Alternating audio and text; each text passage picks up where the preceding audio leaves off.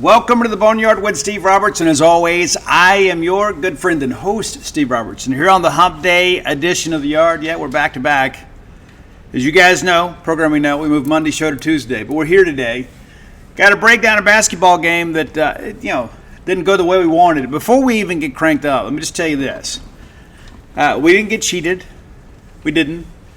I've seen some people complaining about officiating. I thought officiating was actually pretty good last night. There were a couple of missed calls both ways, and I think you can live with that. There was one situation where I thought Cisse got a clean block and charged him with a foul, and it was a different dynamic. There was a time I thought Cam Matthews got hit with a foul. There was a little ticky-tack. But listen, that wasn't the difference in the ball game. It wasn't. State played sloppy at times in the ball game. State played uninspired at times in the ball game. I thought we did some things trying to force the ball into the paint in the early going, tried to get a little bit cute, some high-risk passes, and we turned the ball over. And there were other times Ole Miss just simply played really good defense. And so, I just want to kind of get that out of the gate because I know a lot of people listening is like, hey, we weren't treated fairly. I didn't think that was the case at all. And I thought offensively at times we played really, really well.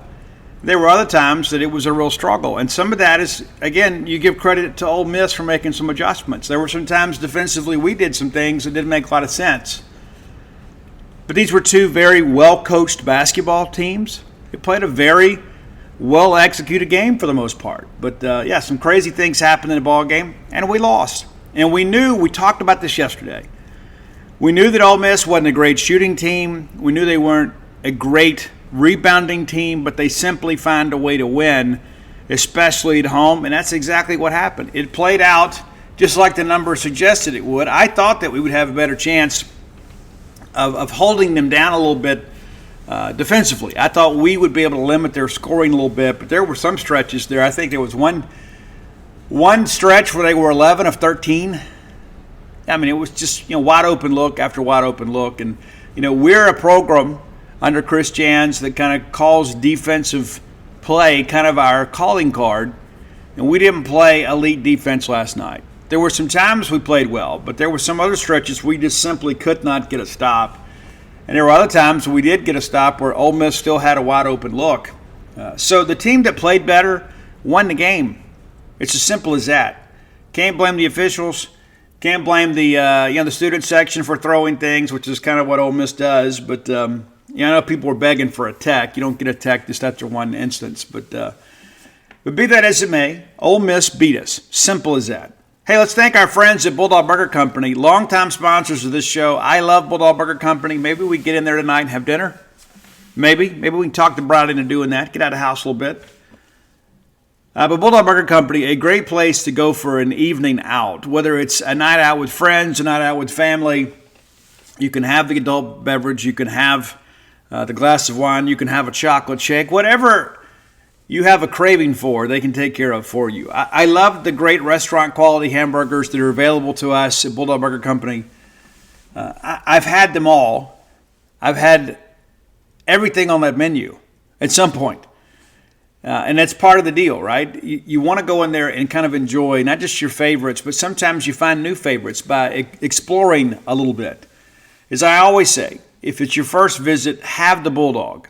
That's the way to go. It's a good way to get started. And then begin to kind of venture out and be a little bit more adventurous, maybe in your subsequent visits. But, the BLT salad is my favorite of the salads. It's so substantial proportion-wise. There's a lot of things out there portion-wise, pardon me. There are a lot of people out there that are charging you a little bit more and giving you a little bit less. I just think that's unethical, and I understand everybody's got a business to run, that sort of stuff. But Bulldog Burger Company, there is integrity in pricing. Guys, goodness, it's almost 4 years ago now that the COVID epidemic was on us, and there are still some people that are still charging those fees, and it is what it is. But I love the fact that there is some integrity in what they do at Bulldog Burger Company. It's a great place to go. You put your feet under their table, you're going to get great food at a great price and get great service and a great atmosphere. 3 great locations to serve you: University Drive here in Stark Vegas, Gloucester Street there in Tupelo, Lake Harbor Drive in the Ridge and Flowwood area. Go in there and let them know that you're there to have the spring rolls as your appetizer because they'll make you and everybody around you better looking. It's as simple as that. Trust the science. It's in writing. Bulldog Burger Company, the place where people go to meet. M-E-A-T. All right, let's talk a little bit about this game. It's it's tough. Anytime that you lose to Ole Miss in anything, right? It's tough. It really is. But I don't walk away from this game feeling like there's a big difference between the two teams. They held serve. They made some big plays late, and we made some bad plays late that kind of aided in our own demise here. But State gets off to a great start here. I mean, you come out there and you get the layup from Cam Matthews. I thought Cam was really good again. Some late moments maybe didn't go the way we wanted. And you look up and State's got a 5-3 lead. You get Josh rolling to the paint, gets the and one. It's a guy that's 5-0. And then Juju Murray knocks down a 3. But you start working through this, and you could tell this was going to be one of those games, right? It was probably going to go down to the final minute, and that's exactly what happened. But State, for the first 5 minutes of this ball game, State pretty much kind of controlled things. And then right around that 15-minute mark, Ole Miss kind of got it going. Again, State gets a small early lead. Ole Miss just kind of hangs in there, and they kind of figure some things out. And it's just kind of nip and tuck for a while here. We didn't do a whole lot in the post, and that's disappointing too. And I'll be honest with you, I didn't think Tolu looked healthy last night. I don't know what he's dealing with, nor are they ever going to tell us. But he didn't look 100% last night. He didn't. Now, some of that's got to do with the fact, too, that Ole Miss did a really good job kind of de-emphasizing him for us. They kind of took him away from us as an option. But you could tell early on we were trying to run the offense through him. We just simply couldn't get it going. So maybe it's a combination of Ole Miss playing good defense and maybe Tolu not being 100%. But T.J. Caldwell rams home a 3 here to give Ole Miss a 3-point lead right at the 12-minute mark. State battles back here, and we retake the lead on a Cam Matthews layup. And then there was kind of a lull offensively for both teams. Eventually, after a couple free throws, State has a 4-point lead right at the 9-minute mark. Okay, maybe State's kind of weathered the storm here, and then Josh Hubbard pulls up and just nails a 3 on the break to make it a 27-20 game, and it looked like State was about to maybe get some separation in the game. Matthew Morrell, who has had some challenges this year, he answers with a 3 just around the 6-minute mark to make it a 4-point ball game. And then Hubbard goes right back down there and says, hey, anything you can do, I can do better. Makes another 3-point basket. And now you're thinking, okay, State's got a really good chance to get into the intermission, with a lead. Matter of fact, State was up by as many as 7 after a Deshaun Davis layup at 3:23. Again, a 7-point lead here, and you think, okay, we manage our possessions right. We will absolutely get in there with a lead. And then it's Caldwell again from long distance to cut it down to 4. State takes it back out to 6. And again, you're just kind of nursing this thing along here. And all of a sudden you look up, and it's a tie ball game with 1:43 to go. And again, it's a Matthew Morrell 3-pointer.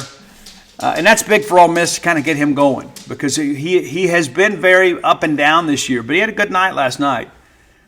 Despite the fact the game had pulled even, State continued to battle Hubbard again with a basket. And it's an and-one situation. So State's up 3 now with under a minute to play. And it's Matthew Morrell again, just kind of driving to the paint, elevating there in traffic, knocks down the basket. Sean Jones with a nice layup, puts State up 3. And then this was an important sequence, I thought, on the final shot of the half. It's pretty transparent what they're going to do. I mean, do you think Juju Murray's going to give that ball up right there? Absolutely not. They run a very basic concept, right? I mean, worried man defense here, what do? They just give you that high screen, and he comes off of it, and he's got that quick release, and he knocks down from top of the key. I thought that was a very big basket. And everybody's like, okay, well, we're even on the road. We're okay. What bothers me the most about that particular sequence is it wasn't good defense. It's very obvious what they're doing. It's not like a situation where they're running all this Princeton backdoor cuts and there's all this traffic. It's a pretty simple concept. Just give that high ball screen at the top of the key. Murray comes around it. It basically makes this thing a 4-man game. And big shot for Ole Miss to pull everybody even here. But again, I thought we really kind of fell asleep here during that sequence and allowed them to pull even and kind of get the crowd back into it. Pardon me. But really felt like in a game that we expected to be nip and tuck, that was a defensive possession where we kind of lost track of what was happening around us. And then I felt like, hey, we got to survive these first 5 minutes from Ole Miss. And to give them credit, they came out ready to roll and push this thing out to a 10-point lead here. I mean, it seemed like the entire first 5 minutes of the second half that it was everything Ole Miss wanted to do. They were getting clean looks. They were making big shots. And again, T.J. Caldwell kind of caps the run there to make it a 10-point game with a three-pointer at 15-18 to go in the game. Tolu makes one or two from the line, and then you're not going to catch up like that. They take it back out to 11, and we trade baskets a little bit here. Deshaun Davis begins to rally us back, and I thought State kind of woke up here and began to kind of find a semblance of some flow on offense. But Caldwell, a guy that, again, just not expected a lot from him. What was he averaging, 5 points a game? He's one of their better players last night, and for a while there, he just simply couldn't miss. But at the 14-minute mark, State is down 11. And it really felt like, this could be a game that gets away from us here in a hurry because we were struggling to get stops. We were struggling to kind of make things happen on offense. And it really felt like everything we did was just kind of on hustle. Like there just wasn't a lot of clean execution here. Sometimes we just beat them to the spot. We played hard. Both teams really did. But then State begins to make a run here.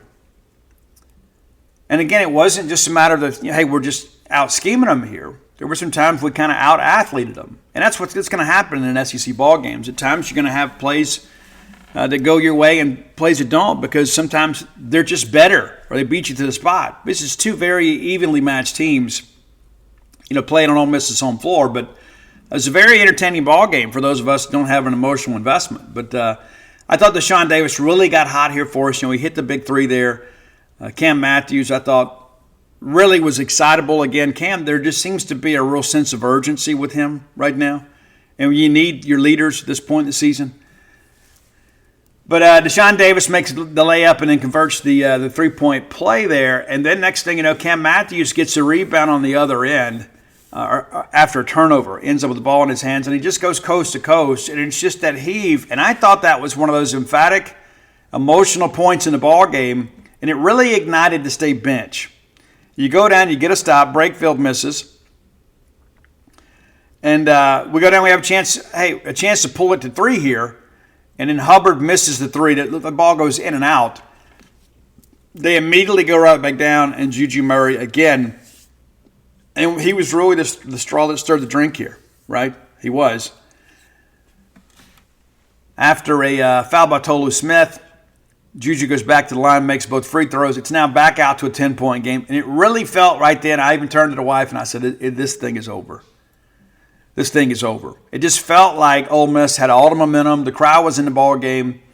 And again, everything State was doing offensively was really more about individual performances. At times you get a nice screen from somebody, but it just seemed like things were just so incredibly herky-jerky for us offensively. And all that said, pretty good offensive output for us, especially down the stretch here. Again, you look up, it's 60-50 at the 12-minute mark. There are a lot of points scored because neither team could really get a stop, play good defense here. Brakefield misses a three. Next thing you know, State kind of trades possessions. We start kind of finding a way back into this, and Shaquille Moore got hot for us. Makes a basket here, then Caldwell answers, and then it's Shaquille Moore with a big three to cut it down to 7. You look up at the 9-minute mark, it's Cam Matthews again. Big heave down low. Guys, it's a 6-point game.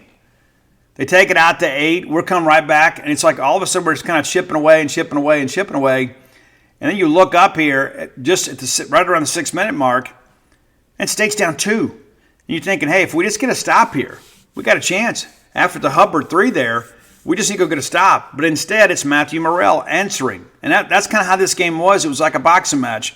When one team would deliver a big blow, the other one would respond. 5:14 to go. Cam Matthews with another dunk. cuts it to a 1-point game, and then we get a stop. Matthew Morrell misses the 3-point basket here, and so it's like, okay, down 1 with the ball on the road, right around 4 minutes. We got a chance, got a real chance here. But instead, we miss a shot. We end up fouling. Matthew Morrell knocks down both free throws. But Deshaun Davis, again, just refused to go away. And, with Josh Hubbard now in the starting lineup, Rams Davis coming off the bench now, I think that combination worked well for us last night. I think Hubbard needs to be out there. He's a volume shooter, kind of get him going early, when the game is still, in its infancy. But again, every time that we would climb back into this thing and be within a basket, Ole Miss had an answer for us. They simply did. And I thought that the big three-pointer from Juju Murray right there at the 3-minute mark to take it out, make it a 2-possession game was very, very significant. And every time they needed a big shot, it seemed like Murray had it down the stretch. All that said, after Deshaun Davis's three-pointer with 1:18 to go, State is just down 2. You just got to get a stop, and we don't. We give up a layup and defensive lapse right here. I don't know if we over-pursued or not, but it seemed like we had 3 defenders around the ball and nobody took the back cut, and Brandon Murray lays it up and in, makes it a 2-possession game now, under a minute. Deshaun Davis, again, refuses to relent here. Another nice play for him, cuts it to 2, and again, you just simply need a stop. Well, here we go. Juju misses the 3, and you got a chance. You got a chance here to make something happen. But instead, State did not score the rest of the way. And Cam Matthews, steps to the line there, after we have an opportunity. And we just need to make 2 free throws to tie the game, force overtime. You missed the first one. We call timeout, bring in Jimmy Bell and Tolu thinking, okay, we're going to miss this thing on purpose. And then we airball the free throw. I mean, it just kind of negates everything you planned there. And that's a senior, right? And I'm not going to sit here and just beat up on Cam Matthews because Cam is so incredibly important to this team. But that's a big sequence right there where I need my senior to come through. It's a new year, which often means new resolutions. Many of you have said, you know what, this year I'm going to eat better. I'm going to be more efficient in what I do. I'm going to do my meal prep. We can make that so easy with you with our friends with Factor. Factor's ready-to-eat meal delivery kits take the stress out of meal planning and sets you up for success in a new year. Skip all the long lines at grocery stores, all the prep work, the cooking fatigue. Instead, get chef-crafted, dietitian-approved meals delivered right to your door with over 35 meals to choose from each and every week. They include options like keto or calorie smart, vegan plus, veggie, and so much more. Over 50 weekly add-ons. You've got a ton of nutritious and flavorful options to kickstart your resolutions. So skip the overpriced takeout trap. Factor is cheaper and way more delicious in most cases than takeout. Get chef-crafted restaurant-quality meals delivered to your door. They're ready to heat and eat in just 2 minutes, which means more time for you to do all the other things you've got planned. Factor has everything I need for a week of flavorful, nutritious eats in addition to ready-to-eat meals. They got cold-pressed juices too, folks. Smoothies, energy bites, extra protein, veggie sides, and so much more to keep us energized during the frantic times in life. Head over to factormeals.com/boneyard50, and that 50 is significant. Use code boneyard50 to get 50% off. That's right. That's code boneyard50 at factormeals.com/boneyard50 to get 50% off. Make your resolutions count. Ole Miss, of course, gets a couple late free throws, puts the game away 86-82. And again, the team that played the best and executed the cleanest won the ball game. Let's look inside the numbers a little bit here. Not the night we expected for Tolu Smith. Tolu had a big game against Ole Miss last year. But it was Josh Hubbard, again, 21 points, got the start, 33 minutes. And many of you were like, why do we ever take him out? Well, he's a human being. At times he's got to go get a Gatorade and rest his legs for just a little bit. He's a competitor. He wants to be in the ball game. But 7 of 15 from the floor, 3 of 7 from beyond the arc, and a perfect 4 of 4 from the free throw line. A lot of people thought Hubbard should have taken the last shot. The way Cam was playing, I was kind of okay with it. Plus, Cam's a guy, too, that can kind of fight through contact. And you begin to think about it, he gets that ball up and on the rim, then it's a three-point play opportunity. So I didn't have any quarrel about Cam taking the final shot. Matter of fact, everybody in the arena was expecting Hubbard maybe use him as a decoy there. It's not like Cam didn't have a good look, and Cam did get some contact there. But 21 points on the night for Hubbard. He also handed out 7 assists and 0 turnovers. Great night facilitating for him. Also had a steal, 4 rebounds. Cam Matthews, the aforementioned Cam Matthews, 33 minutes, 8 of 11. Missed all 3 free throws. Pulled down a dozen rebounds, had 16 points, and for the most part played well without fouling. Just 3 personal fouls last night, and one of those I thought was kind of ticky-tack.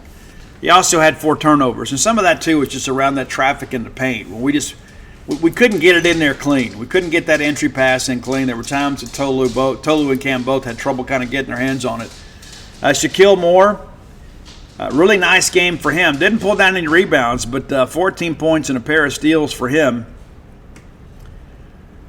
You get that level of play. I mean, we always need the third scorer. State actually had 4 last night. But Shaquille, really nice game for him. Tolu Smith, 2 of 5 from the floor, 5 of 7 from the line, 7 rebounds, 9 points. You know, we had a ball game here recently that we won with Tolu going into double figures against Auburn. And we were fortunate to win that game. And then we don't do it here. You know, and that's the thing you can kind of live with. It's like, you know, with Tolu didn't have a big game. You still had 4 other players with double-digit scoring. So it's not like the offense was stagnant. Again, there's always going to be some ebb and flow. But the fact that you have 4 players in double figures, you feel like you've got a good chance to win this ball game. And we did. We just didn't close it out, and Ole Miss did.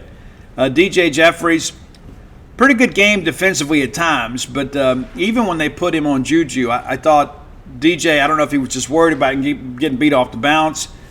There's a lot of room for him, and just 3 points, 1 3-point basket for DJ.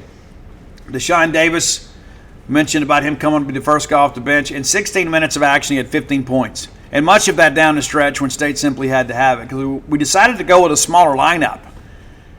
There were times down the stretch you look up and Jimmy Bell and Tolu Smith are both on the bench. And you run this basically Cam Matthews out there and then 4 guards. That's basically how it looks.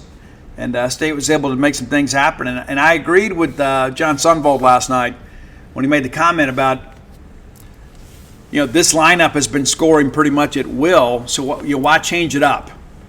You know, I think that was a good thing for us. But, you know, the second half shooting for both teams was really, really good. But, you know, State shot 53.6% and then right at 45% from the three-point line. If I had told you going into that, hey, you're going to shoot north of 50%, you're going to ram home 8 threes, 5 of those are going to come in the second half, and then you're 70% from the line, you'd think we'd won the ball game. That's what you'd think. As a team, we turned it over 15 times. Ole Miss did a much better job taking care of the basketball, turning it over just 7 times. And that was really the difference in the game. I mean, you look up here and you say, okay, it's 86-82. I mean, goodness gracious. You know, you start looking at, these points off turnovers. Guys, 18. Ole Miss had 18 points off our 15 turnovers. You take care a little better care of the basketball, it's a much different day today. It is. And on the flip side, State only had 4 points off Ole Miss turnovers. It's kind of how funny that statistic works. When you don't turn it over a whole lot, you don't give up a lot of points off turnovers. So give Ole Miss some credit here. State with 44 points in the paint. Ole Miss with 32, which is interesting considering the fact that we didn't do much with Bell and Tolu. We were getting to the rim at times with impunity, but it was really the guards kind of slashing in there. Ole Miss with just 3 fast break points. State with just 5. You would think a game like this, you'd have a bunch of stuff in transition. You really didn't. State did a really good job on the glass. We expected that. State with 38 rebounds. Ole Miss with 25. If you found out we're going to be plus 13, and with the shooting percentages, you'd say you won. And again, that's the thing about this Ole Miss team. You look at the numbers, and the numbers don't necessarily compute, but the only numbers that matter are points. You say, hey, but Steve, you know, we shot it better, and we did. Yeah, we did. We did. We shot it better. But you know what? They also had 12 three-point baskets. They shot it 30 times. We converted 8 of 18. They let it fly. They did. And then 10 of 13 from the line for them. And down the stretch, 7 of 9 for them. And so, again, you can look at free throw shooting. You can look at ball possession. You can look at turnovers. And it's evident why we lost the game. And there were times during, I guess in the middle part of that run to end the first half, it just felt like Ole Miss was about a half step quicker to every loose ball. And there were times the ball was rolling loose there, and you think, okay, we've got it. It's like we just couldn't get our hands on it. But they win the ball game, and you're not going to sit here and listen to me cry about it because I'm not going to. But the reality of it is this is a game that we should have been able to get, should have been able to execute at a higher level, and we didn't. And Ole Miss did. And maybe that's not what you want to hear, but that's the reality of the situation. Ole Miss simply outplayed us, and they were 4 points better than us. There's not a call that you can look at and say, well, this call changed the complexion of the game. No, what changed the complexion of the game is that Mississippi State did not execute at a high level, and when it mattered most, Ole Miss did. And again, the thing that just drove me crazy down the stretch is how many open looks they got. Over and over and over and over and over. And they do a lot of that inside-out stuff, right? I mean, they work it inside to try to get the open look because as the defense kind of collapses into the post, they just dish it all back out. Pretty incredible when you think about it. But, Jamin Brakefield, 10 points last night. TJ Caldwell, 18. Matthew Morrell with 20. Jalen Murray with 21. What's interesting about all that stuff, too, is that's not post players. It's not. Guard play. And big win for Ole Miss, obviously. And it's not just a rivalry game. Of course, these are two teams we expect to get in the tournament. But I'll tell you this. State's got to get this road thing figured out. And that's not a hot take. You all see it. We all know it. And then we got to go to a place that's been very difficult for us to play this Saturday as we go to Coleman Coliseum over in Alabama. But, again, I'm going to encourage you to. I know, losing to Ole Miss always takes quite the emotional toll on our fans, and it's vice versa. I mean, it's the nature of a rivalry. But in no way do we need to get off the bandwagon here. And every single time that we feel like we're in trouble, right? I mean, we've talked about this recently. Every time that we lose that bad game to South Carolina, which looks better in hindsight now, and I really thought that South Carolina loss would be one as we look back and say, this is a disaster. They beat Tennessee last night. But when we lose to South Carolina, we start thinking, okay, here we go. We responded and we beat Tennessee. Okay, all right, cool. Then we lose that game in Florida on the road, a game that we felt like we had to have to get a split last week, and then we beat Auburn. So I'm not forecasting that we're going to beat beat Alabama this weekend after losing to Ole Miss, a game that we felt like we should have been able to get. I think you're going to look at this Alabama game, and we're going to probably come out there and play with some ferocity. And we need some Bulldog fans to be there. And it's so interesting, too, reading some of the comments from some of the Ole Miss folks out there that we might have had a couple hundred at the game last night. And I don't know what that's about, right? It's not that big a trip. I know a lot of people like going to Oxford, but there was a big push from some of our people to say, hey, let's go down there and have a lot of Bulldog fans at the ball game. It doesn't appear we had many. But yeah, got to turn it around quickly. Alabama this weekend, and you turn around and you host Georgia. So next time at Humphrey Coliseum for the men will be February 7th. And then you go to Missouri. So next week needs to be a 2-win week for Mississippi State, regardless of what happens on Saturday. Of course, we'd love to be able to go in there and beat Alabama. And I think we can play with Alabama. But until we prove that we can win on the road, how can you project us to take that? I mean, you feel pretty good about that Missouri game there in a couple weeks, or next weekend, but the bottom line is this. State is 0-5 now. 0-5 in true road games. And I didn't think the atmosphere bothered us. I didn't think that was the case at all. But we've got to figure that thing out. There were times, of course, the game sped up on us a little bit.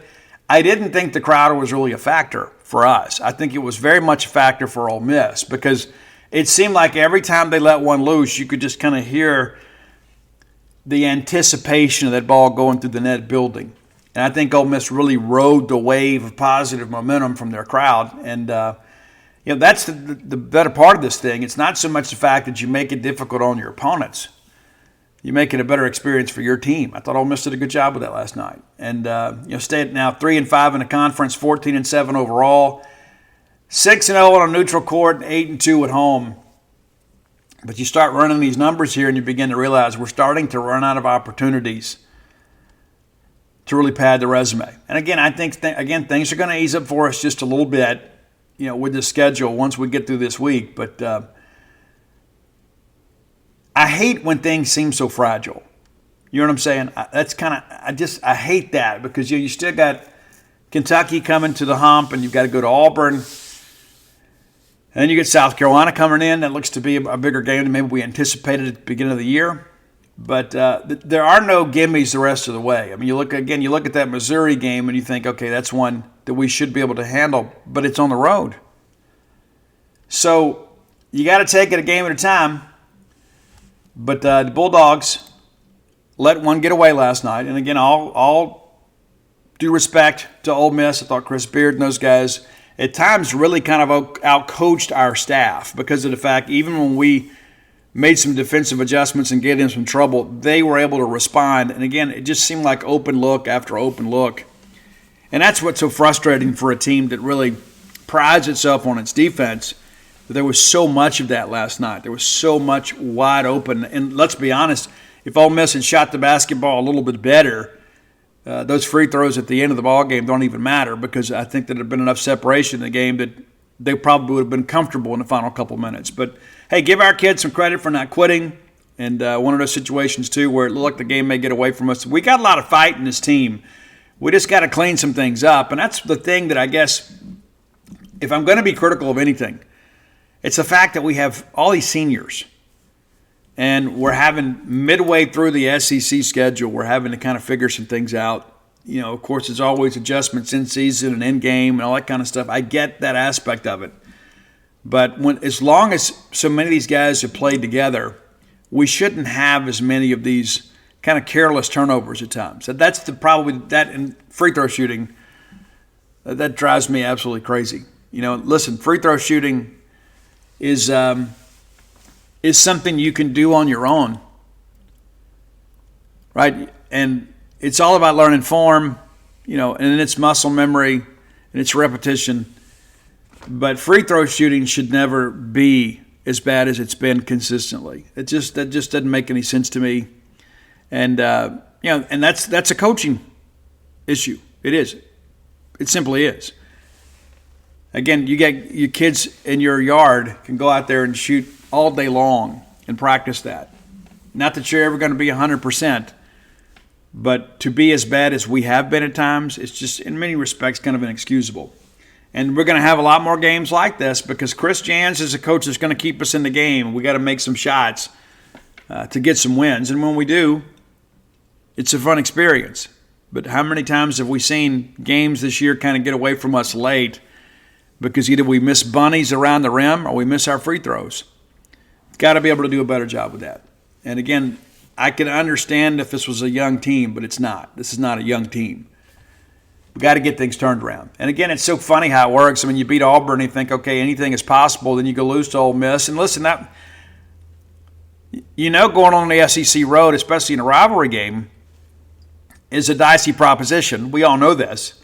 And so it wasn't like that was a gimme game by any stretch of the imagination. Again, this Ole Miss team is good. They're 18-3 now. And again, you look at the non-conference schedule, and you can try to pick it apart, but the bottom line is that no matter who they're playing, they're doing a good job winning with rare exception.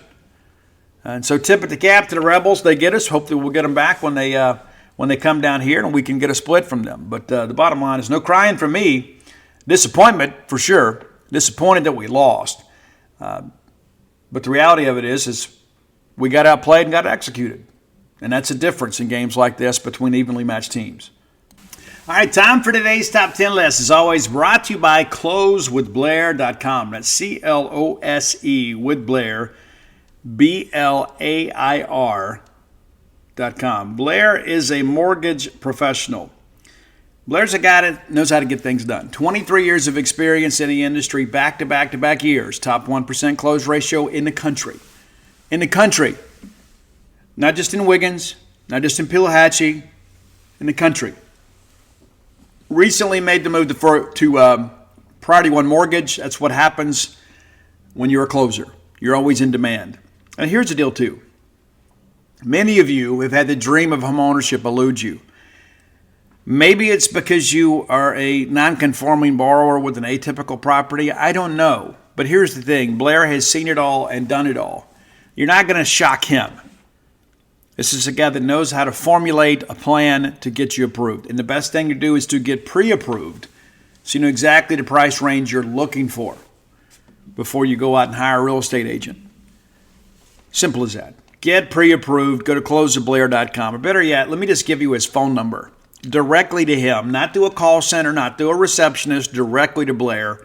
You can call or text today, 601-500-2344. Again, 601-500-2344. Blair is a Bulldog, a longtime season ticket holder in multiple sports, has a place here, a great family. I like to keep business in the family whenever we can. That's not to say that Blair wouldn't do a great job. If you're a rival fan, I'm sure we have some Ole Miss fans listening today to see if I'll grovel about the ball game. But listen, Blair is an equal opportunity lender. We'll do everything he can to get you to the closing table. Again, that's closeatblair.com. All right, we did some Leonard Skinner covers yesterday, and I got thinking, and I'll be honest with you, the cover of Mississippi Kid, I have rocked that so many times in the last 24 hours. I even shared it with Dana this morning. I said, I don't know if you've ever heard this, but she goes, oh, that's really good. It is really good. It is. It's inspired me, too. I need to get the guys in Four-Way Stop to cover that. Yeah. To do the rock version of Mississippi Kid. Incredible. One of my favorite artists of all time, and I suspect it's the case for everybody, is Prince. I love Prince, and I was so sad when he passed away. I remember where I was when I got the news, and it just didn't seem real. 57 years old, dies of a fentanyl overdose. He was having an opioid addiction problem. Gone far too soon. Far too soon. But not only did Prince have a lot of hits for himself, there are a lot of other people that had hits that Prince either wrote or produced or co-wrote or whatever. And so we're going to break those down today. Top 10 songs that were hits for other people that were written by Prince. Now, of course, many of these songs later on he performed himself. And the list of Prince covers would take up a whole show. There are a lot of people out there. I mean, you can't find a lot of these things online or streaming platforms. A lot of people do these things live. You can't get Foo Fighters' version of Darling Nikki, which is interesting. You can't get that. You can get, I don't know if you know this, but he wrote a song for Kenny Rogers. Did you know about that? Yeah. He wrote a song for Kenny Rogers. I believe it was on his 19th album. Kenny Rogers. Remember that, man? Remember Kenny Rogers for a while there? I mean, it seemed like everybody in the South wanted to have that beard and that feathered hair just to look like Kenny Rogers. He was a trendsetter. An incredible performer, too. But here are my top 10 songs that Prince wrote that performed by somebody else. Not necessarily a cover, but sometimes like a song that he wrote for them. Number 10, it's When You Were Mine from Cyndi Lauper. You probably weren't expecting that. And that's from her debut album, She's So Unusual. An incredible song, and she was an incredible performer, but she was also a bit of an agent provocateur in many respects because, her look was very much kind of shock value. And I don't know that she would have made it just on talent alone because, and that's not to be disrespectful, but she came in the MTV era and she was so marketable because, number one, she was an amazing singer, but two, she looked good on video even if you didn't necessarily find her attractive, right? Because she was so unusual, like the album says. She didn't look like young ladies at that time. And I think in many respects she was a person of empowerment for young ladies of our generation. Number 9, to kind of flash forward a little bit, the song Waiting Room was actually a Prince B-side, and no doubt covered it and did a really nice job on it. And you can even hear some of the Prince influence even in the instrumentation of the song. Of course, Gwen Stefani, in many respects, a lot like Cyndi Lauper.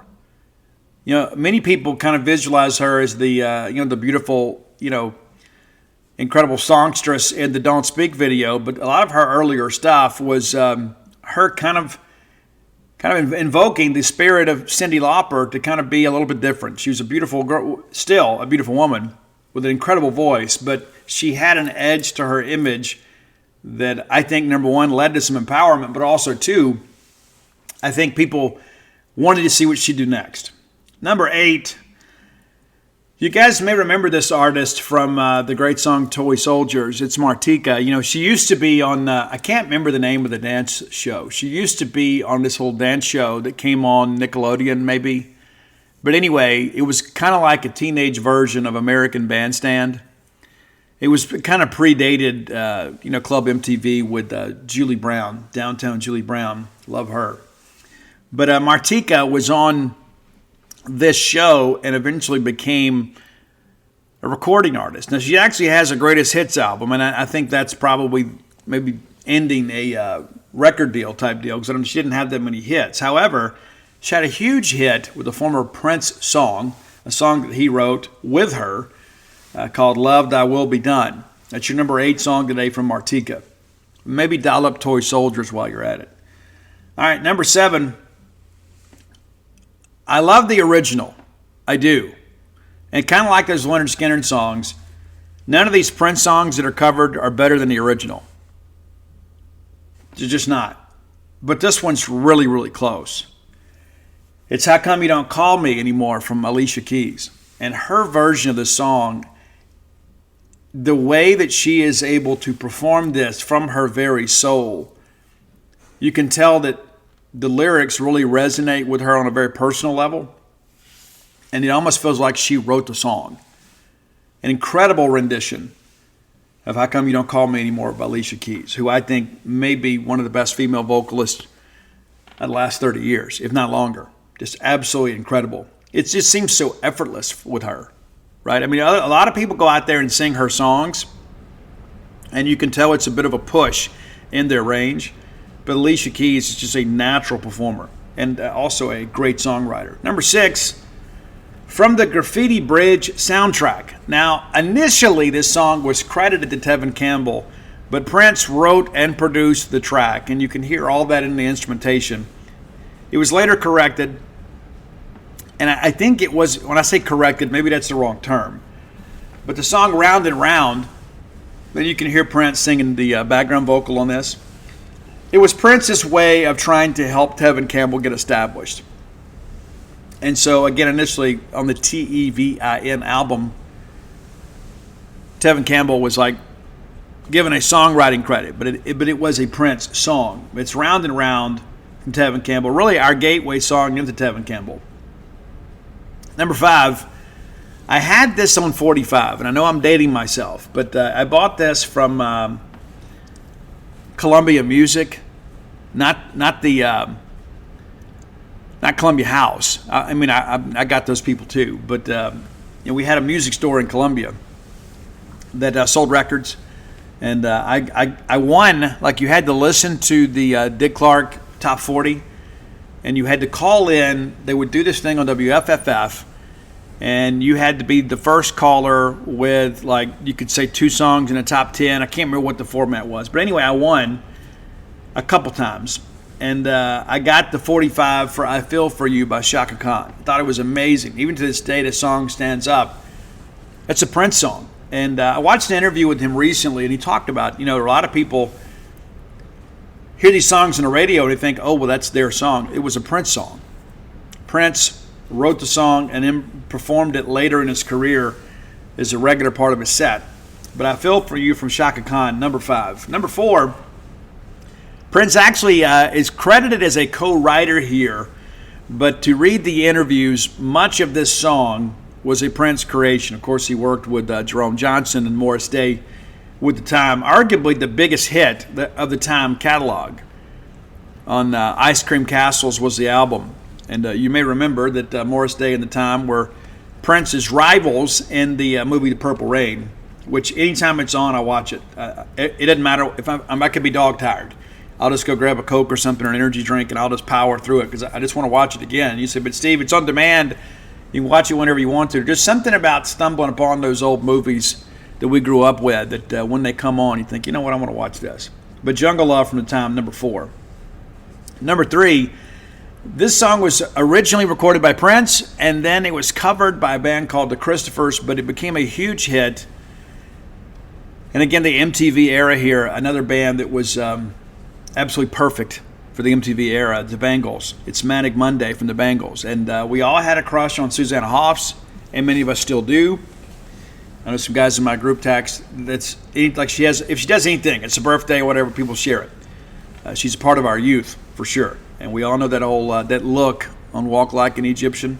But Manic Monday was a great, great track even before the Bangles were a thing. But they took kind of an underappreciated Prince song and had a massive hit with it. Absolutely incredible rendition, Manic Monday from the Bangles. Now, we're down to the final two. You may be surprised at my number two. I don't think you'll be surprised at my number one. I think most people probably anticipate that's coming. But Sheila Esposito, an incredible performer. And she fit everything that Prince had going on. The fashion, the style, everything. And she was in many respects very different than Prince when it came to her musical background. And I think that was very intriguing for him. And he wrote the amazing song, The Glamorous Life, for Sheila E. That's your number two song on her debut album. And Prince is involved with a lot of stuff with her. Love Bazaar, everything.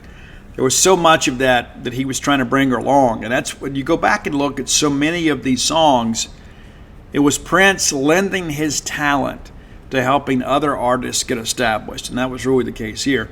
The lyrics for The Glamorous Life are kind of words for living.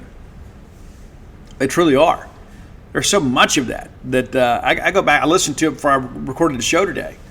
There's so much of that still holds up, and that's what great songwriters do, is they write things that are timeless. You know, it talks about her, she wants to lead the glamorous life, and money only pays the rent. Love is forever, and that's all your life. Love is heaven sent. It's glamorous. So lead the glamorous life. It's amazing. I mean, it really is. It's poetry to me. You may not be as big a fan of this song as I am, and maybe it's because I can play it on keys, but nevertheless, I absolutely love this track. I love Sheila E. It's like, and you go back and you begin to think about all the fashion and everything else. There are a lot of people in the 80s that were kind of a product of their look. Sheila Esposito, Sheila E., an absolutely beautiful woman, an absolutely talented musician, and really kind of a next level musician in many respects. You can tell that she gets so much joy from performing. Follow her on socials. I do, and she's always posting things, number one, not just her stuff, but interesting things that she finds musically when she travels, which I think is amazing. But again, it's so weird to think you go back and you hear a song from an artist that many people consider a one-hit wonder, and then here we are all these years later talking about her. Absolutely phenomenal, in the words of Ben Howland, artist. Number one, though, it's got to be Nothing Compares to You from Sinead O'Connor, which was a Prince song, and Prince, of course, performed it later in his career. And you kind of had a clue when it was Nothing Compares to You with the two, because Prince did a lot of that, whenever he titled songs. But let's just kind of call it for what it is here. And God rest Sinead O'Connor's soul. She led a very tortured life in the end. But would you even know who Sinead O'Connor is today if it wasn't for this song? I mean, be honest with yourself. I mean, I'm not talking about the Emperor's New Clothes and all that kind of stuff. And I know that she was, in many respects, kind of considered a heat seeker in the beginning because she was different. You had all these female artists in the 80s that were incredibly glamorous. And there's Sinead O'Connor with her shaved head and up there basically wearing, like a Joan of Arc costume. And so she was kind of the anti-glam artist, and she just got by on her beautiful voice. And you may not agree with her politics. I don't agree with a lot of things that she did. But I'm also not in a position to judge other people for their beliefs. But Nothing Compares to You is one of these incredible songs. And it's so once we all found out that Prince wrote it, it all kind of made sense. But her performance of that song is incredible. And Prince, there's some live versions out there that will give you chills. Absolutely amazing. And again, it's so incredible to think that Prince wrote so many hits for so many other people, in addition to the ones he wrote for himself. And again, we could put a whole show together of songs that were covered by other bands. And, I think that I Could Never Take the Place of Your Man. A lot of people have covered that. Bruno Mars did a cover of Let's Go Crazy. It's phenomenal. I mean, the people that respect Prince, and rightfully so, one of the most influential artists of my lifetime. and in the history of American music. And he was a guy that just really transcended genres. And like in the beginning, they tried to kind of, label him as just an urban artist and make him kind of a funk thing. That was a big thing back then. The kind of the segregation on the radio dial. And he came out with I Want to Be Your Lover and things like that. And it just was one of those songs that really crossed over. And everybody's like, this guy's got some real talent. I remember he got so criticized for showing up at the Grammys or the American Music Awards, and he had on see-through pants and things like that. And people were like, oh, this is just outrageous. Until he took that stage. Amazing. And a lot of people reference the guitar solo that he played in the old jam session on My Guitar Gently Weeps. Prince was the real deal. A lot of people out there that are creations of record companies and they're studio performers, but Prince was the genuine article. And anytime we get a chance to celebrate Prince on this show, we want to do that. And I encourage you to turn your kids on to Prince. Maybe there's some songs out there that you thought were offensive that nowadays, the way the world has changed, maybe you don't see it quite that way. But nevertheless, there are some other songs out there that don't have a lot of innuendo in them that are just absolutely amazing songs. And again, you go back to that Purple Rain motion picture soundtrack. It was just one of those things, when that thing dropped, we'd already seen the When Doves Cry video and things like that, and knew the movie was coming. But it was one of those moments where after hearing a couple of those songs, you simply had to go see the film. You felt like you had to. And it's amazing. Of course, Apollonia's on there.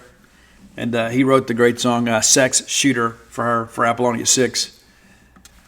And you can go all the way down the list. I mean, the same thing with Vanity. There were so many other people that he worked with. Maserati, of course, some guys that were originally in Prince and Revolution. He kind of helped those guys get started. Then he got rid of everybody and formed a new power generation. There was just so many artists that benefited from Prince being such an inspiration. So there you go. That's your top 10 list for the day. If you have ideas for the top 10 list, reach out, let us know. Best way to do that is on Twitter or X, whatever you want to call it these days. Hit up Roy at Dogmatic67, DAWGMATIC 67, and you can find our great list on Spotify under that same handle. You can send a list to me. I'll do my best to get it back to Roy, and we'll see what we can do for you. But I appreciate it, and I've been pulled rank here the last couple days. We hadn't done a list in a while that somebody sent. It's probably been a week or so, but I was just on this groove, wanted to share this. And again, anytime we can talk about Skynyrd and Prince and people like that, really icons of American music, we should. But again, thanks as always for your support of the Top 10 list. All right, next segment of the show brought to you by Campus Bookmart, a Starkvillian institution. They've been around forever and a day, and for good reason. It's because they provide you with the best selection of Mississippi State merchandise anywhere. Next time you're in Starkville, go by and see their smiling faces, very neatly positioned on the backside of campus. Turn off 182 there at the Trooper Station. We encourage you to obey the posted speed limits as well. And just before you get to campus, right there on the left-hand side is Campus Bookmart. You probably are very familiar with that. Swing in there, pick up some new merch, wear it to the game. If you can't make it to town and you want to rep the Mississippi State brand out in a foreign land, or perhaps the mission field outside of the great state of Mississippi, visit them at campusbookmart.net, and by being a loyal Boneyard listener, we'll give you a phrase that pays. It's BSR, which stands for Beautiful Steve Robertson. That gets you free shipping on all orders over $75. Any order less than 75 bones, absolutely incomplete. All right, we get a night off tonight from Mississippi State Athletics. We ride back in action tomorrow night, so let's take some time to discuss the upcoming game at Kentucky. And again, as I've said many times, we have taken some really good teams to Kentucky and come home with a loss. I don't think that'll be the case this year, but you never know. You never know. This Kentucky team hasn't played exceptionally well. Let's take a quick look at how they've gotten to this point. They opened up with a win over East Tennessee State. They take down SC Upstate.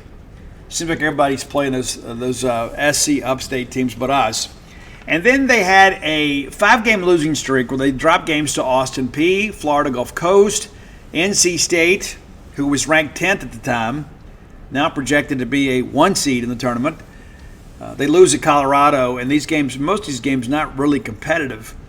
They get Cincinnati at home and lose to them. So 5-game winning streak, but 2 of those were top 10 opponents at the time. They bounced back at home and beat Boston College and Tennessee Tech, and then dropped to Minnesota and lose the rivalry game at Louisville 73-68. Then they put together a kind of a modest 4-game winning streak that included the SEC opener. They beat Furman, Lipscomb, Samford, and then Arkansas by 10. The sledding has been much tougher as of late, as they have now dropped 5 of the last 6. They lose at Tennessee 87-69. Vanderbilt gets them 95-73 in Lexington. And then 98-36 losers to South Carolina in Columbia. They play in the other Columbia out in Como and beat the Tigers 76-71. Somebody had to win, right? They lose at Arkansas, kind of a revenge game for the Lady Razorbacks, and they lose to Alabama this past Sunday 91-74. So really not playing well, and that's going to be a 6 p.m. tip on the SEC Network Plus. You're going to have to watch it on your app. Go ahead and be thinking about that as you move forward. But it hasn't been a great year by any stretch of the imagination. And I think that's one of the things you look at. If you're Mississippi State, you got to find a way to win games like this. You have to win the games you're expected to win. And this is a game that we're expected to win, even though it's on the road. And let's be honest, the Mississippi State women have been a pretty good road team. They have been. Let's look inside some numbers now here for the Lady Wildcats. It's always interesting, too, that they play such a premium on basketball up in the Commonwealth and on the women's side, too. You know, it's not like, okay, well, it's just the men and we're going to play women's basketball because we have to. They're not having a good year this year, but Kentucky has had some pretty good teams over the last decade, as you guys are well aware. So individual numbers, we'll wait a second here. They're getting outscored 73-65 on the year. That's one of those things you look at and say, well, it makes perfect sense when you're a losing team. Yeah, but I mean, they're getting outscored by their opponents for just over 8 points per game. Not shooting it well, 40% as a team, allowing 46%. 3-point shooting, not much better. Really not better at all. 27%. They're knocking down just 4.5 3-point shots per game. Opponents are getting 6.5. The way State's been shooting the ball as of late, I'd expect that number to go up. Free throw shooting, not been a strong point either. Right at 64%. Opponents are shooting 74%. There is no free throw defense. Rebounding is interesting. They're getting out-rebounded here by nearly 50 rebounds on the season. Pulling down 34 boards a game, allowing 36. So again, the margin favors the opponent. And really, in every statistical category, that's the case for Kentucky. They're handing out a dozen assists per game. They're allowing right at 17. They're committing 16.5 turnovers a game. They're forcing 15.5. So, I mean, again, you run through this. I mean, guys, even steals and blocks are in favor of the opponents. Kentucky's got 130 blocks on the year. Opponents got 142. Steals, pardon me. On the blocks, Kentucky has 63 blocks and then have allowed 81. So really, in every aspect, in every statistical category, Kentucky is behind their opponents. All right, so look at the numbers here. 2 scorers in double figures. A.J. Petty, 14.4 points per game, and then Maddie Shearer, 13.8. And Maddie has missed some games, but Petty has played in all 21, started all 21 games. So, ought to be familiar with her. She is obviously the most prolific scorer they have. She has made 123 baskets. What is interesting about that dynamic is it is nearly as much as the second and third most prolific shooters on the team. In many respects, it's a one-woman team. And you're not going to beat anybody in the Southeastern Conference with that aspect of it. But Petty making it all happen down there in the post. Jessica Carter's going to need a big game. Petty with 303 points on the season. Maddie with 235. She is more of a three-point threat. Sanaa Tyler also a three-point marksman or markswoman. I don't know how we say it, but they've 65 made three-point shots between them, and as a team, they've only made 91.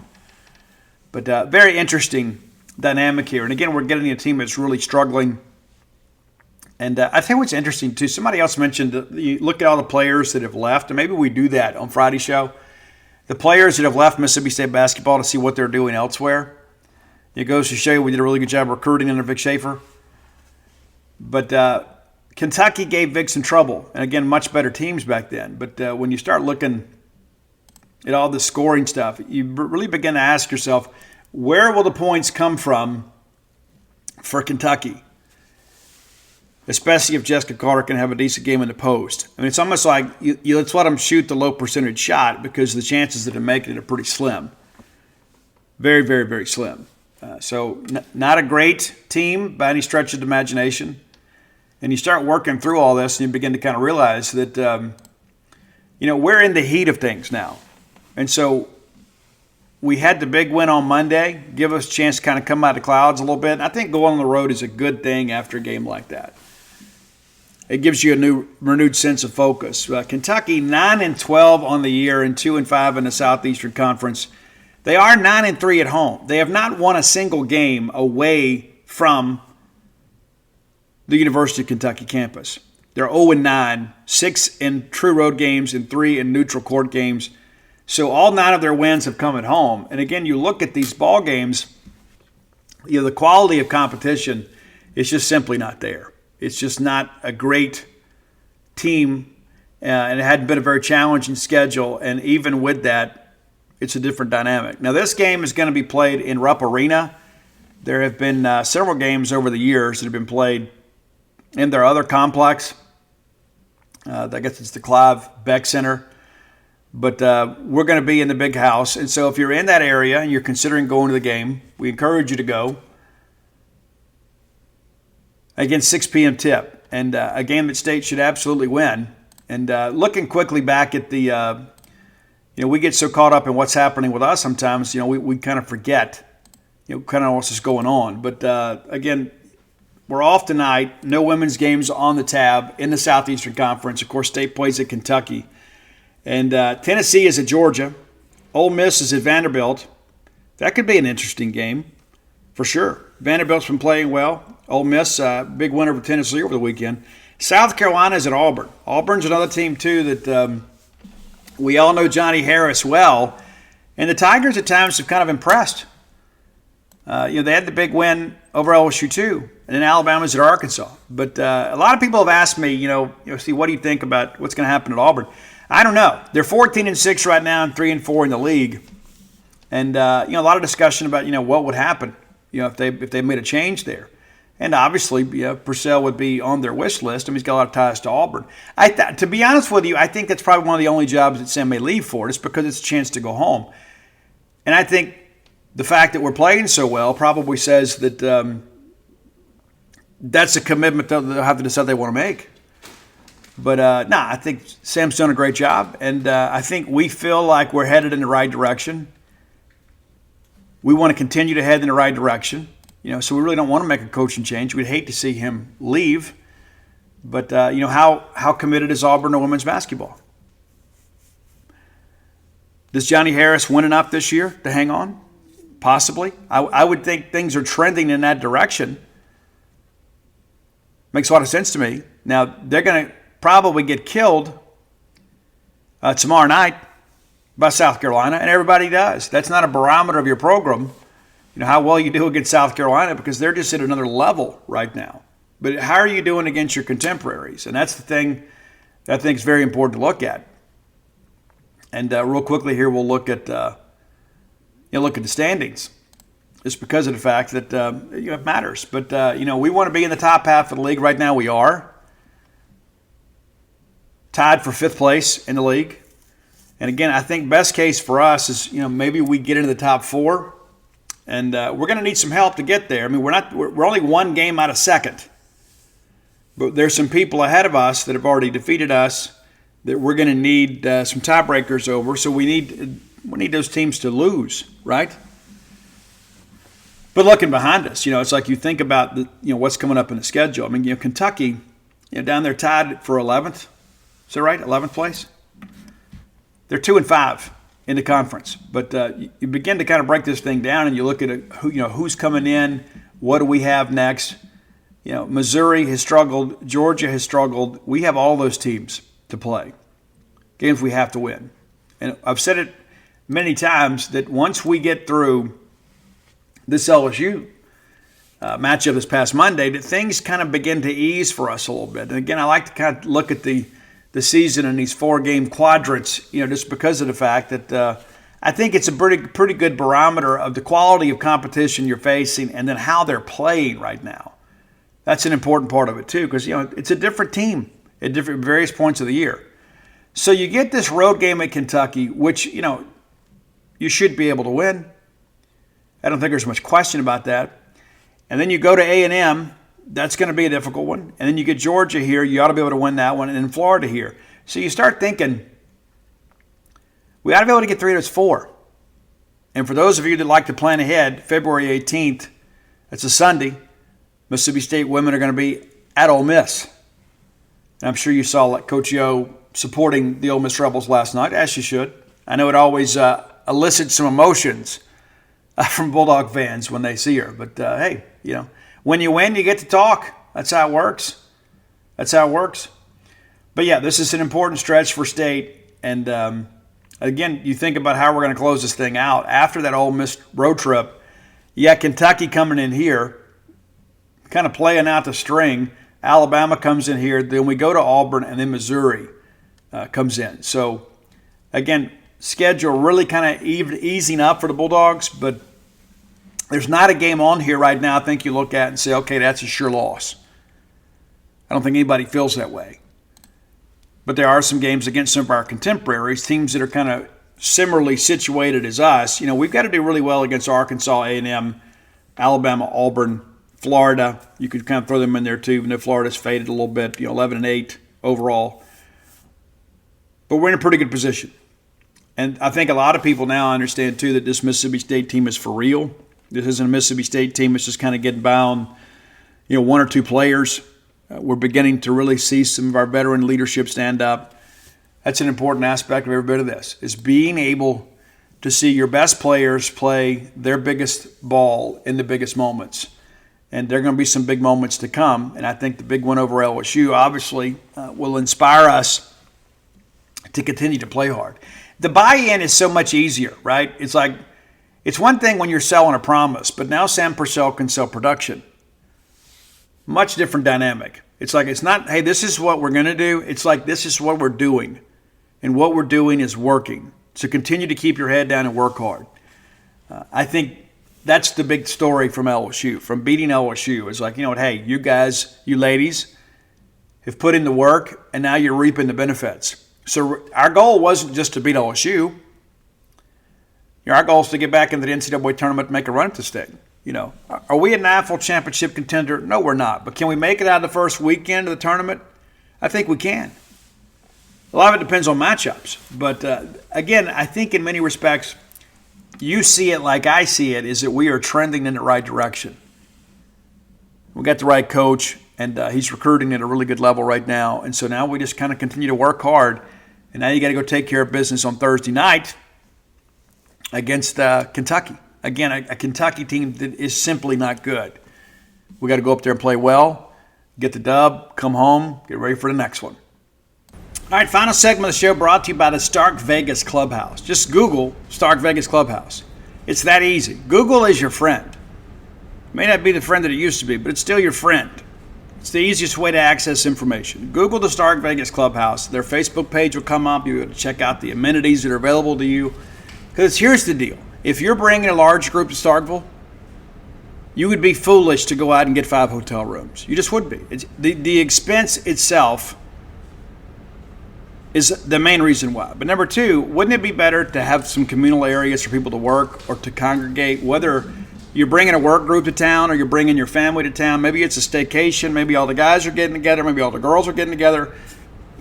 I don't know your needs, but I know this, that if you're wanting to spend some time in Starkville, why not have this great house, the former clubhouse at the old country club, available to you. It's got that wet bar. It's got great living areas. It's got that great back porch. It's got a fire pit, 5 bedrooms, couple baths.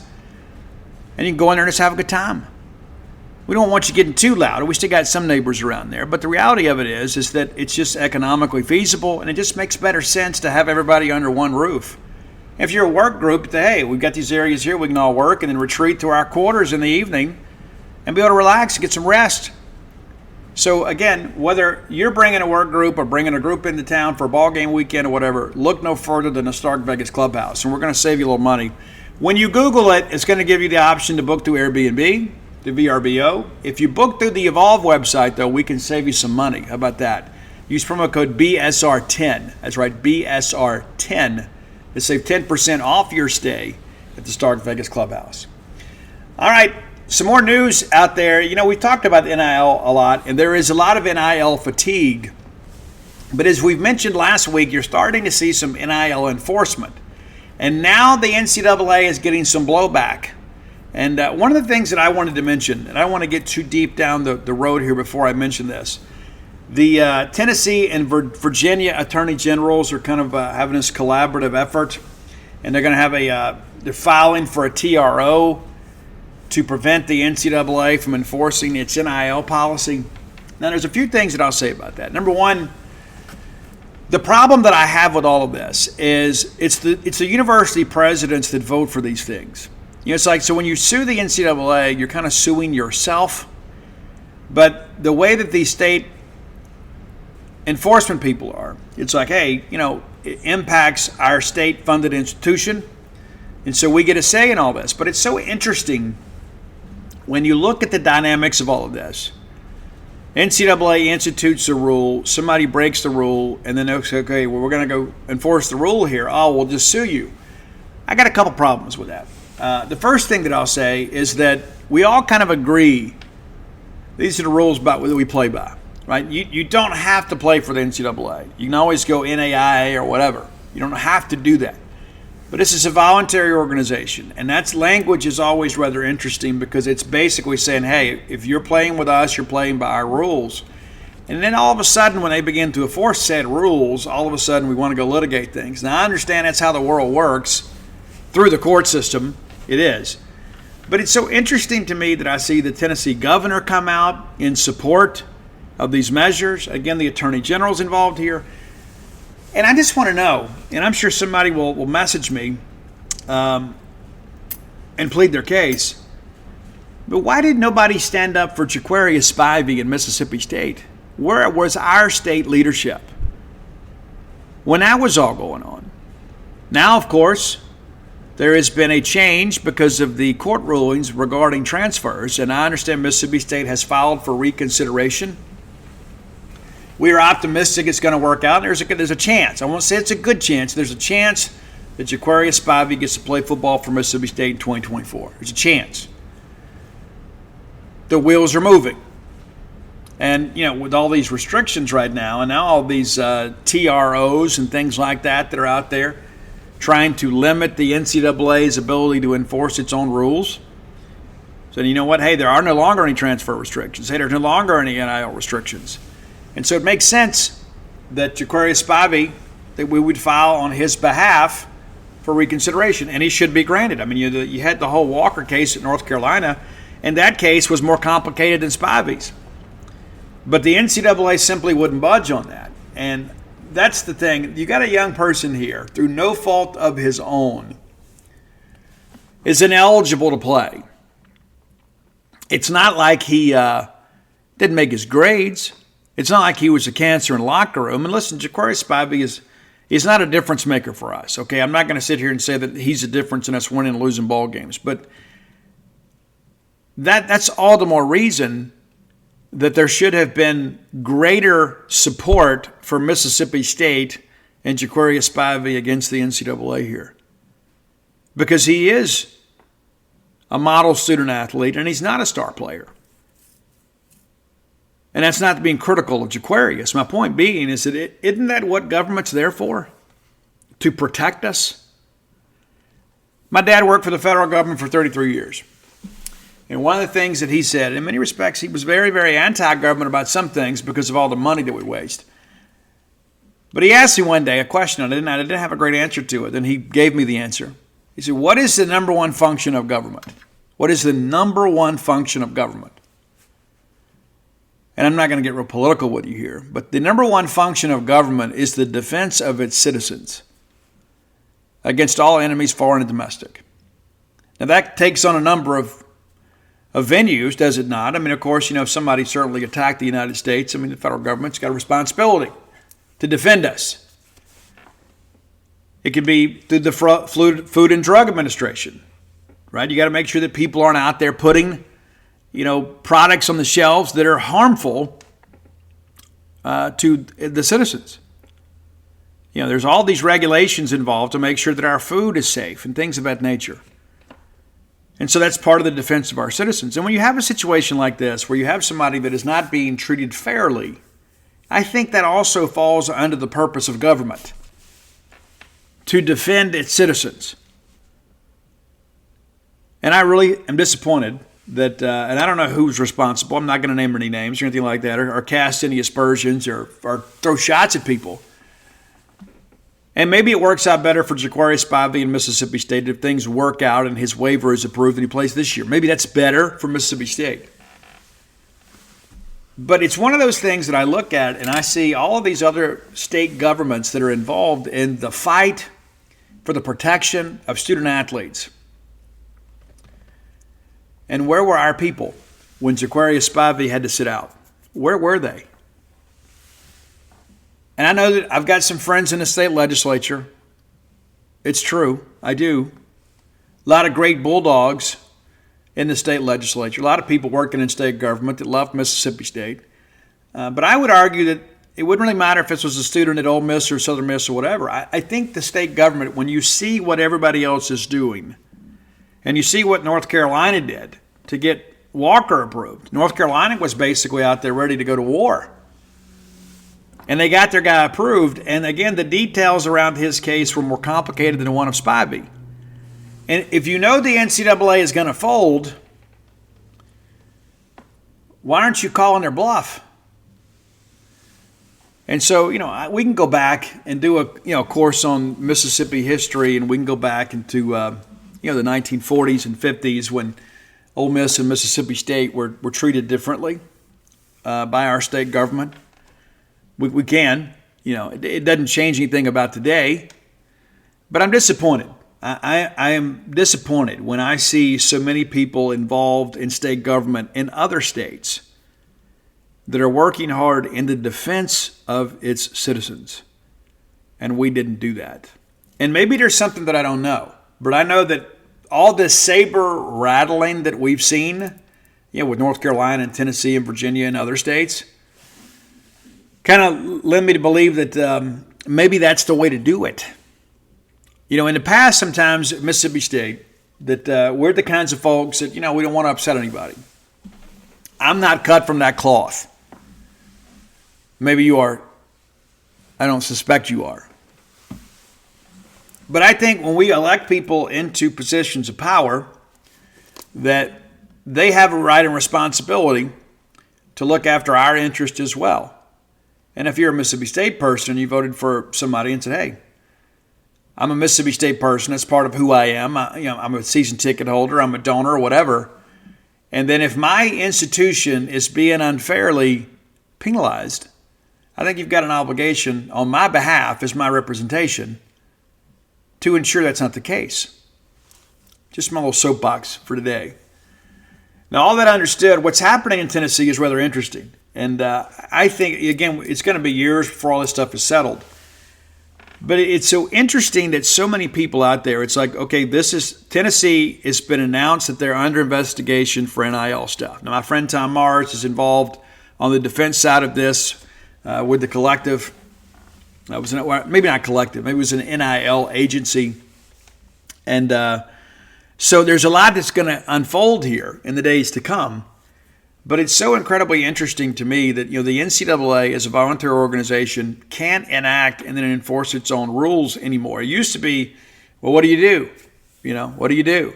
And Mississippi State, if you recall, under the Bob Tyler administration and the Larry Gillard affair and all the Muskelly clothing store there in Oklahoma and all that stuff that went on, we took it to court too. And we got a TRO and we played him, and then ultimately the NCAA, not only did they penalize us and make us, forfeit some games, it really derailed the program for a while. And it was almost unprecedented, back in those days. It was nuts. And I got some stuff that I've uncovered too on the Ole Miss side when they had some players, football players back in the teens that they felt that the SEC office at the time, I think we were called the Southern Intercollegiate Athletic Association, they had deemed some players ineligible, and they took those same steps. Didn't work out for them, didn't work out for us, but it appears to be working now. And there's so much money out there being thrown around, not just the NIL money, but I'm just talking about TV deals and things like that. And the NCAA, of course, makes a fortune on the NCAA men's basketball tournament. And so I don't even think this is about money. I don't think that the state of Tennessee or Virginia is out for money. I don't think they want any compensation. I think they want the rules to change. And I don't know enough about the pleadings at this point to be able to tell you which side of this I'm on. But I do think it's very interesting that as soon as there is some level of enforcement, there are some people out there that just immediately spring to it, and they're saying, hey, we're going to use this as a conduit to bring change, period. And again, I understand that's how the world works and how the laws are made. But you just had last week the Florida State negotiated resolution. They admitted what they did was wrong. It was a violation of the NCAA rules, and they've accepted those sanctions. Well, what happens now? Now, you've already accepted a negotiated resolution, so you can't come back later and say, hey, we were unfairly criticized or we were unfairly targeted. You've already accepted the sanctions and admitted to the conduct. Much different dynamic, right? But now, if the Tennessee and Virginia Attorney Generals have their way, a lot of this NIL enforcement stuff is kind of put on a back burner for a while. So maybe Florida State accepted it quicker than they should have. Or maybe they can argue now that it's not enforceable. Because if it's not enforceable for one, it shouldn't be enforceable for anybody. Like if Florida State's got to get sanctioned for this because they didn't go fight it, and then Tennessee decides to fight it, and then they're going to get out of being sanctioned, there has to be a uniform policy for every bit of that. And again, that's the whole part of government, right? We talk about the defense of our citizens. That's why it's so important that we have some federal oversight in this deal. Because you can't have state laws that vary as much as the NIL stuff does, and then all of a sudden when everybody gets to begin to enforce the rules, they say, well, that's a violation of our state law. And so it seems to me like there is this huge, and I hate to use the term civil war, but let's just say there is this war between the states and the NCAA. And we always talk about the end of the NCAA, the end of that. The NCAA is always going to exist in some form or fashion. But I think it's pretty fair to say we're about to see some pretty serious changes in college athletics. And I think one of the most simple things that could happen is instead of asking our fans around the country to bankroll all this stuff, is you need to find a way to bring the schools in and let the players get paid as part of the TV deal. One of the things that we're finding, and I can't remember where I read this. I can't remember, but it was about a Southeastern Conference school. And they've had to delay some facility enhancements because they haven't been able to raise the money for it. And then the question was, well, why not? Well, it's because that money has been targeted for NIL. So a lot of those, big name donors in the past that you would say, hey, listen, we're going to redo the practice fields. We need that check. Well, those checks have already been written for NIL. And so I think that's one of the things that maybe a lot of people forecasted in the beginning of NIL is that the facilities war is probably over in many respects. I mean, obviously you want to make your fan amenities and your stadium and things like that, those things, because you got to take care of your donors, right? But how many players right now are picking a school because of the quality of an IPF? How many school players are picking a school because of the locker room? It's not many. How many are picking a school over a stadium? I'd say not very many. A lot of players out there picking a school because of NIL. So how do you combat that? Well, you start redirecting funds to where it benefits you the most. And we're seeing that left and right. That's not to say that we're not doing some good things on facilities. We are. We got a master plan. But the problem is, I think there is a lot of donor fatigue out there. It's like every time you turn around and listen, we have some very wealthy people that love Mississippi State. And for generations, we kind of depended on the same 5 or 6 families to kind of bankroll everything of value. You know, we'd give a little money to the Bulldog Club so we could increase our priority for tickets. And we're seeing Mississippi State fans give more than they ever have. And I give Dr. Keenan a lot of credit for that too. Because not just on the athletic side, it's on the academic side. We've done a really good job building our endowment. But how many times do we expect the same families to write the check? It's, we need this money for this new residence hall. We need the money for this and that. At some point, the money runs out. And there's some people out there that are very generous and also very successful that have helped carry us for a long time. And so I think now when you begin to think about what's next for fundraising, there are a lot of fans out there that's like, you know what, I'm just going to give my money to the engineering school because I don't like the landscape of college athletics right now. And while in the past I may have written a check to maybe get my dad's name, on a building or something like that or on a gate, I don't know that I want to do that anymore. And so I think we're kind of at a dangerous place with how we're handling donors. I don't mean Mississippi State. I'm just talking about college athletics as a whole. I read it all the time on social media, and I read it on our message boards. I have people that will say, I'm about done with college sports. I'm about done with college sports. And I don't know that the leadership of college athletics fully appreciates that. Truly. And I think that's an important thing about a lot of our non-revenue producing sports. We call them equivalency sports. A lot of those student athletes are having to pay their way. And I touched on that a couple days ago in an article I wrote after we had a chance to sit down with Samantha Ricketts, softball coach at Mississippi State. And I had an agenda. I went in there. I just wanted to hear, because obviously we've had some success with Briley St. Clair. Not only is a good softball player, but also she's become a bit of a social media sensation and done a great job on the NIL landscape. But when you go talk to those coaches and those student athletes, it's a completely different deal. Completely different deal. Like, you don't have those student athletes going in there demanding, hey, if I don't get $25,000 today, I'm transferring.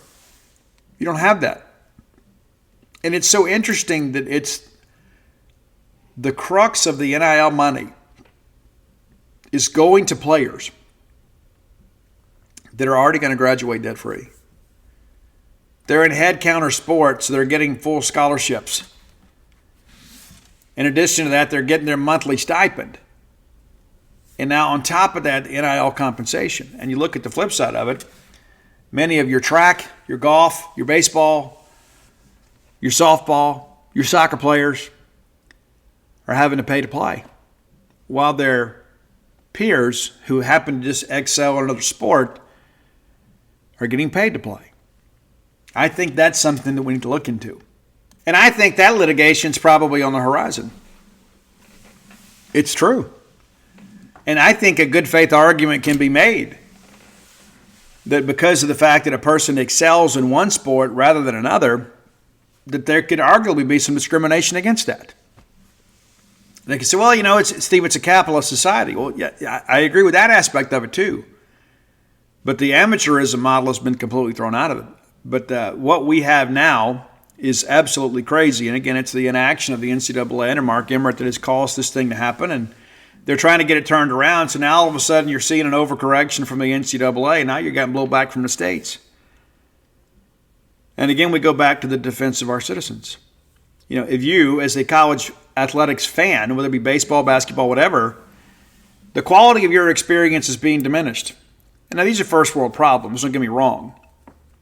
But the thing that I begin to wonder is where does the litigation stop? Where does it become a situation where we all agree, okay, these are the rules. This is what we're all going to abide by. This is what we're all going to play for.